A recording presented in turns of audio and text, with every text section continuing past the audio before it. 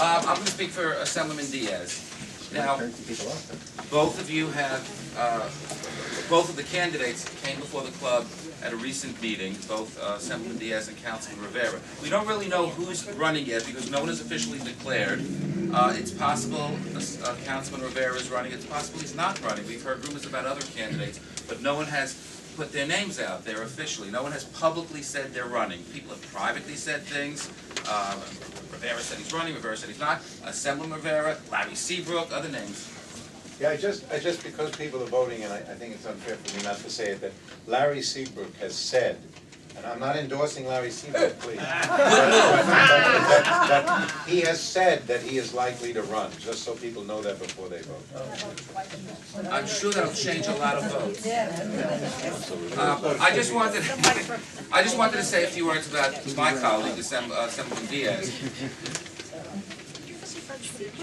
He was elected to the Assembly actually 2 years after I was elected. He was elected in 1996. He was 23 at the time. I can say that we worked very closely together during... She don't trust me. Come over. It's okay. I think your class is quieter than this. You sure? But in recent years, we have worked much more closely together. And in fact, I have seen him become more and more effective in Albany. And I'll just give you a couple of examples.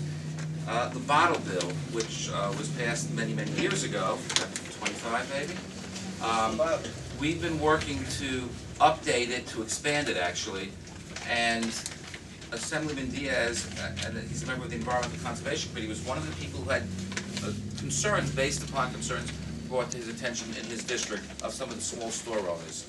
And he worked very closely with the committee chair to make important changes to the bill, to make it more likely that it would become a reality, which it still hasn't, and yet address some of the concerns that have been brought to the attention of people, I guess, throughout the city, in terms of the types of burden that the bill might be for small store owners. He's been very much a leader in anti-asthma legislation, for example. He passed and got signed into law last year green roof legislation for this. I guess it's for the state.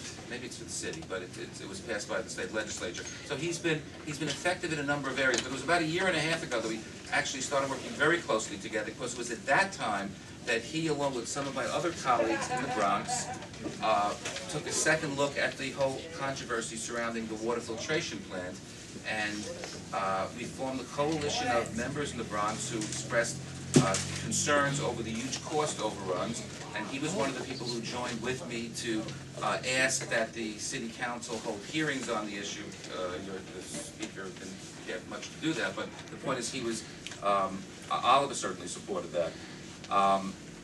And we worked, and from there led to a number of other issues.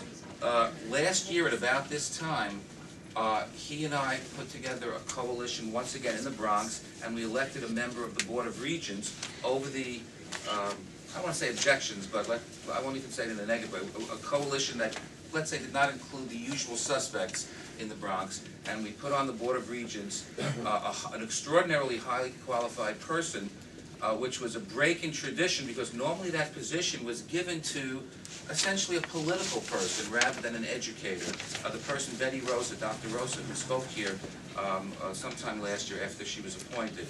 And then, of course, he was a leader in the coalition that formed over the elections last year that led to the election of another highly qualified independent civil court judge, and eventually to the change in the county leadership.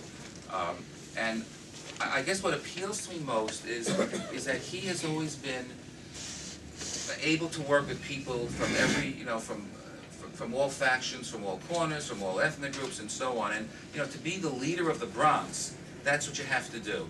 I think he's been very attentive to the issues that I know I'm concerned about, and I think the community is concerned about.